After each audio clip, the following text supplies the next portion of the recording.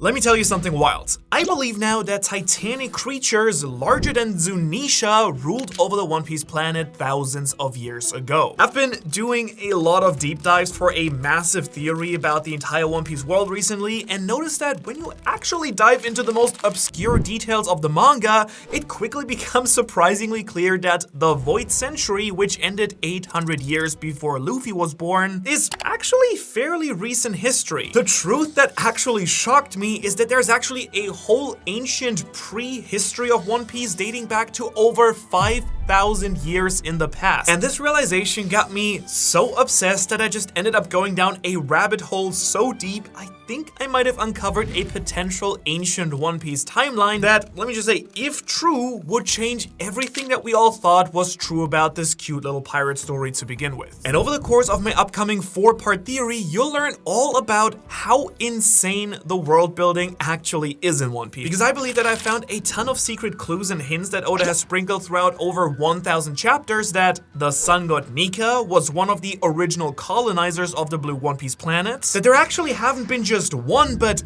many Joy Boys throughout One Piece history, that there was a second great war for world dominance in the One Piece world centuries, if not even millennia before the War of the Void Century, and that the original inhabitants of the One Piece planet weren't humans, but actually massive creatures that dwarf anything that we've ever seen. And these creatures used to protect a land full of bountiful resources, young civilizations, and infinite potential. And because of that, I do believe that angelic beings, gods of earth, rain, forest, and the sun came down to the earth to lay claim to the planet full of titans. The Titans! I wasn't joking about the Titans! Heed my warning! That's right. I absolutely mean this. There's a bunch of really exciting evidence that the One Piece world has a very literal, massive history to it. Yes, I know that it sounds a little bit nuts, and I will only continue to sound like a tinfoil hat conspiracy theorist as I unravel the truth of this One Piece world. But just so you can actually follow along with me properly, let me introduce the 4H model of the One Piece world that I've crafted right here. Get used to it, because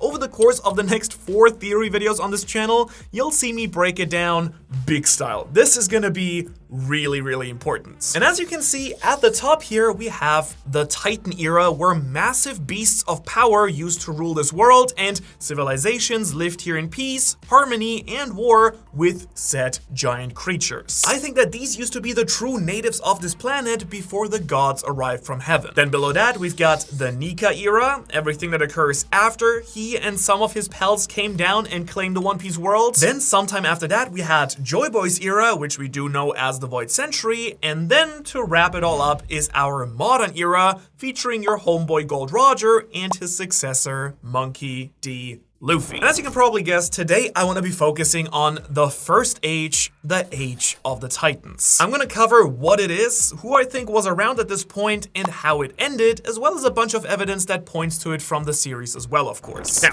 why do I think that there was an era before Nika full of cataclysmic massive beast titans of insane power to begin with? And I don't know, man, like something maybe like this massive giant beast skull on Onigashima, an unbelievably large dome that size dwarfs every creature that we've seen so far, including Kaido and the numbers, maybe except for Zunisha, really, who is also from a race of massive elephants unique to this world as well. As you can imagine, I'll be coming back to Zunisha in a little bit, but let's focus on the skull here first, who and what it may have belonged to, and how that would change the entire world of One Piece as we thought we'd know it. Now we can all see, I think, that it looks vaguely humanoid, towers over entire mountains, and then there's this gigantic katana-style blade in front of it as well. We have these 2 massive horns that are sticking out of it, but there are no signs of a body anywhere else, pretty much just the head. So what can we actually deduct from that for sure? Well, for one, this thing has been there for a long time and could have even predated the massive walls that surround New Wano. I thought for a moment that my entire theory was kind of busted because Onigashima had to have been created after the Void Century, or else it would have been flooded. But actually, no, it turns out it has always sat that high above the old Wano civilization on a secondary, smaller peak of the mountain. It actually sits at the perfect height compared compared to the walls that were erected, now that I really look at it,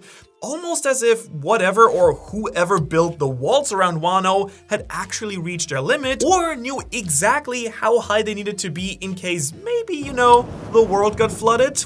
Interesting. I'm gonna say very, very interesting. Okay, so we do know where it is, obviously, but who is this? Well, I'm obviously far from the first person to propose this idea, but I think it's very reasonable to assume that this skull belonged to a precursor of the ancient giants. And I mean a true ancient giant that lived over 1,000 years ago, and there's really only one person that I can think of that fits the bill here and has a connection to a lot of weird moving parts in One Piece already. Oars, the continent puller. Because I mean, the horns, the way that the teeth are laid out, I mean, they all line up with Oars and also, of course, Little Oars Jr. But that, of course, raises another problem, and I hear you. Dude, we've literally seen Oars in Thriller Bark, and he had a head and a skull and is nowhere near that exact size. And you are of course correct about that, but let me bring something to your attention here. Oars was set to pull literal continents. So does our big red buddy look like he's able to pull like an entire island?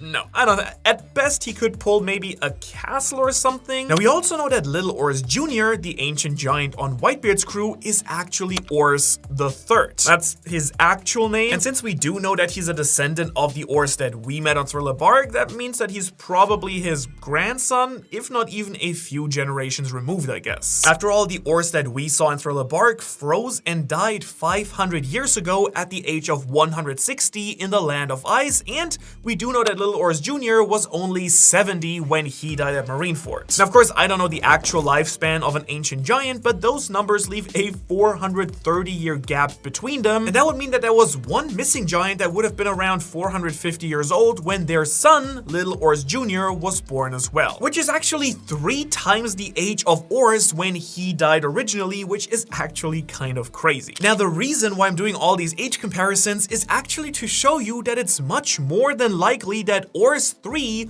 refers to being the third Oars in his family, not the third Oars in a row. Because that leaves room for a real continent puller Oars to be the real skull here that we see on Onigashima, the OG. The man who helped push together the different islands of Wano after building the walls around it, either by hand or by using an ancient weapon like Pluton. When we take another look at Wano here, it does seem like based on the climate and land area that all of these mini islands were actually pushed together, something you'd probably need an actual continent puller to achieve. They're also weirdly kind of shaped like a brain, I guess. I don't really know if this is gonna be relevant, to be honest, but hey, maybe I'll tackle that one a different time. This may also explain the massive katana, as it could have belonged to that Oars, the Titan Guardian of Wano. Interestingly enough, Japanese swords are shown to do have a tie in the Oars family apparently, as it's Little Oars Jr.'s weapon of choice in Marineford as well. Now, another hint towards this is the fact that ancient is a very often mistranslated word in One Piece in general. We kind of all tend to usually tie ancient to the ancient kingdom, generally meaning that it's usually about 800 to 1,000 years old, but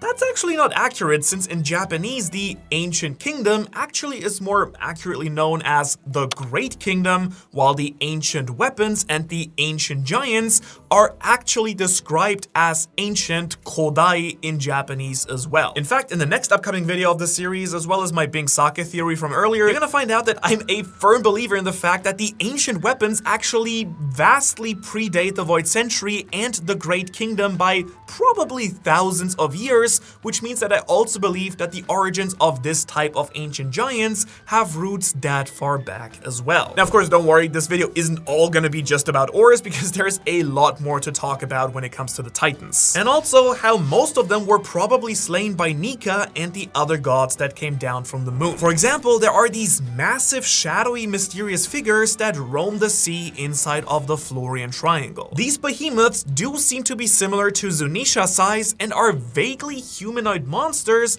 that do somewhat resemble a yokai known as the Umibozu. And it's actually also not the only time that we do see a creature of this shape and appearance, as the weird massive silhouette that Imo turns into at the end of chapter 1085 actually also somewhat resembles these massive beasts that roam the ocean as well. Potentially, Imo may even be one of these ancient Umibozu style creatures, and I have found an interesting bit of evidence that might actually tie Imo, these these beasts and the original Ors and even Joy Boy all together. I want you to take a look on Red Orsa's loincloth here. See that cross symbol? We can actually also find the symbol above the giant doors to the big frozen straw hat that Emo is hiding in chapter 906. It's a little bit hard to see, but in the panel with all the doorways, it is clearly drawn and visible if you look closely and zoom in a little bit here. Can we zoom in? Okay, thank you. Yeah. I know it was a little aside, but if the original Ors lived way before the Void Century, there is a chance that he is Joy Boy, or at least one of his descendants was,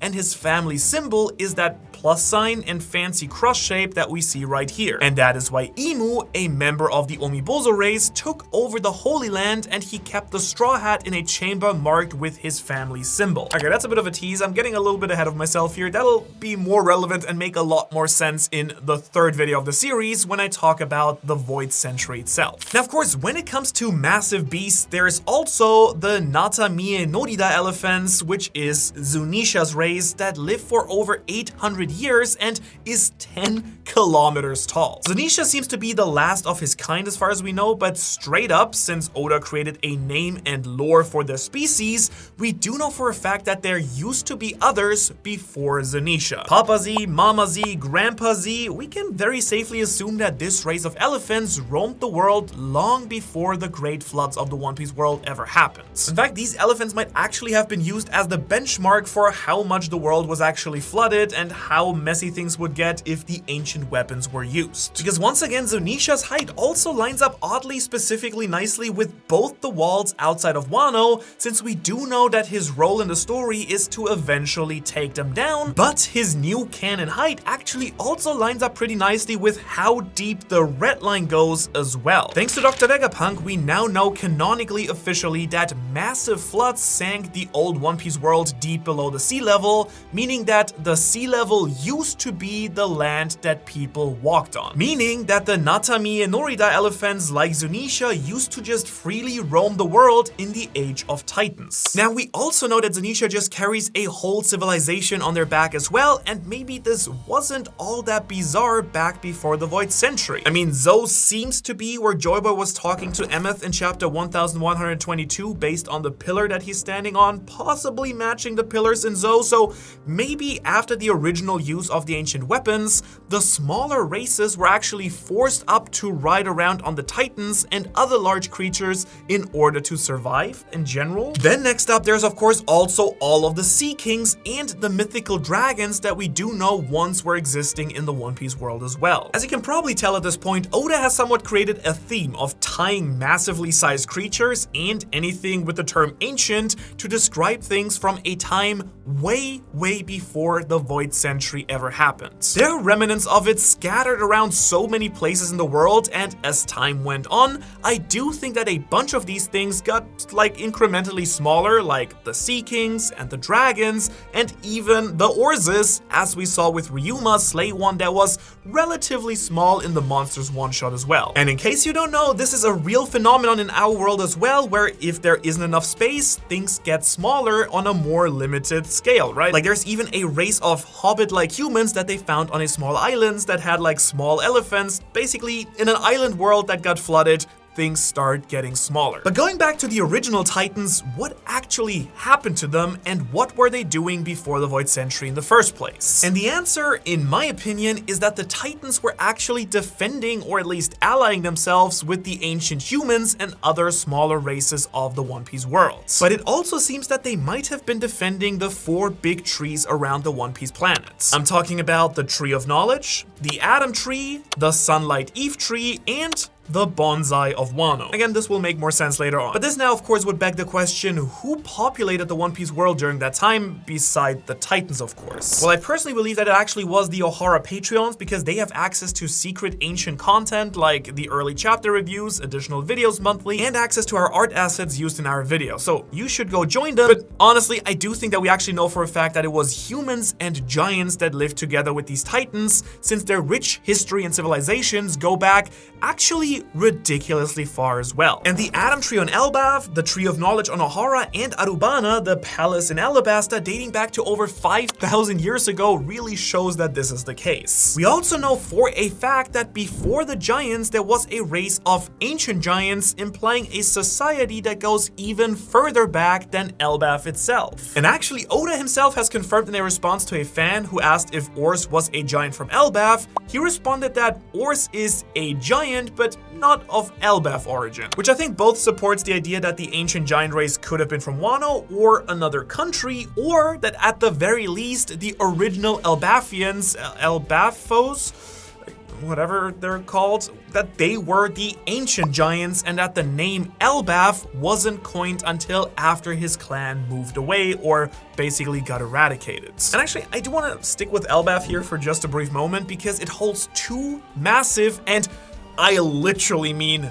massive, hints at the Age of Titans as well, an age of creatures so massive they could carry civilizations on their back and whose corpses become literal civilizations and entire islands, like is the case with Onigashima. And the glaring pieces of evidence are this sword and the previously mentioned Adam tree. Okay, I can't stress this enough. I think people still don't get that this sword is big, and I mean really, really big. It is nearly the height of the full-grown Adam tree and had to be wielded by someone even bigger than that. Meaning so much bigger than all of the giants or even the ancient giants that we know. Also, did you know what kind of sword that is? I mean, I gotta admit, I did not at first, and that's why I went around and asked all of the medieval history nerds what kind of sword they thought that this was, and they all kind of settled on a two-handed long sword based on the size of the sword guard, hilt, and its scale compared to the blade itself. Now, why is that relevant, you ask? Well, considering it's nearly the size of this entire tree,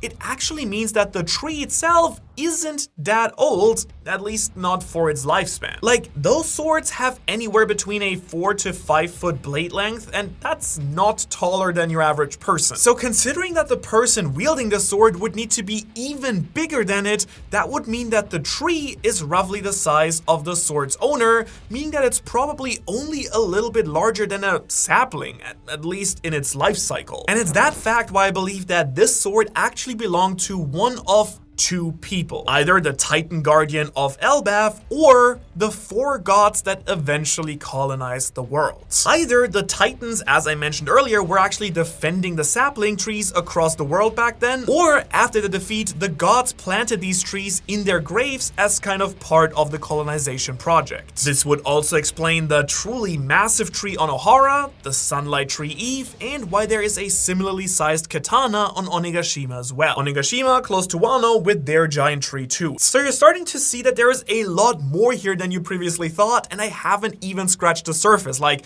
I could go on a whole tangent about Greek mythology where we literally have the Titans versus the gods and the gods slaying the Titans to replace their eras. Or we have the fact that the One Piece world is oddly big, and you know, a bunch of people have gone and calculated that it's probably several times bigger than our planet, meaning that it would make sense that it used to host giant creatures. But maybe those are details for another time. Now that we've covered why I do believe that there was an era of Titans, I can now finally get to why they were eventually slain and nearly went extinct. I will lay out what I believe actually happened, so grab your blankies and a cup of hot cocoa.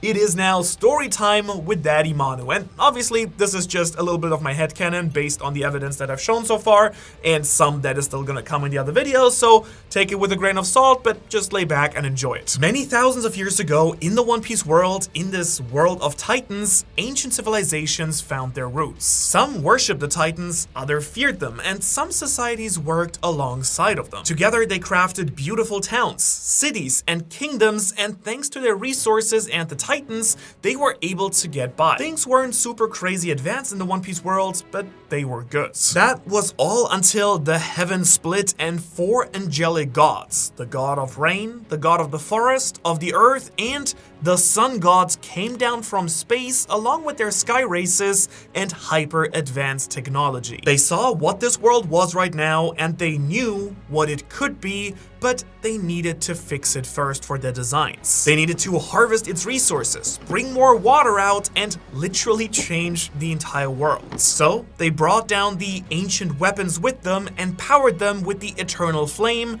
terraforming the entire One Piece world. Now, the Titans, of course, couldn't just sit by and let their kingdoms, the people of the world, be completely taken over by these angelic beings. So they waged war, battled these deities, and then eventually fell to their immense powers and advanced technology. In response, these civilized, advanced gods, out of respect, let their civilizations thrive using their corpses and even planted giant saplings in memory to them. These trees would one day grow to be mighty pillars of society and also bring with them destruction in a new era.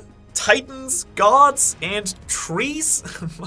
Manhu, are you crazy? You might be saying that. I mean, yes, but that's not the point here. I'm fairly confident that something like this could be the origins of what the One Piece world used to look like originally. And if you don't believe me just yet, or you're super skeptical, or even if you're fully on board with this, because in Chapter 2, the era of Nika, the era of the gods, we will be diving into how I believe that the sun gods, along with his 3 companions, came down from the moon to colonize and harvest the world of its resources and sparked not one, but 2 giant massive wars that eventually led us to the Void Century. But if you're one of the super awesome subscribers that actually watched this video right away, first of all, let me know by putting a magnifying glass emoji in the comments. But also, if you're just dying to know more before the second part of this Mega Theory series drops, or if you're just watching this back later and want a little bit more context before entering part 2, I've been sowing the seeds for this idea all throughout this entire year. In fact, the inspiration for this entire big theory started with one legendary tale in One Piece,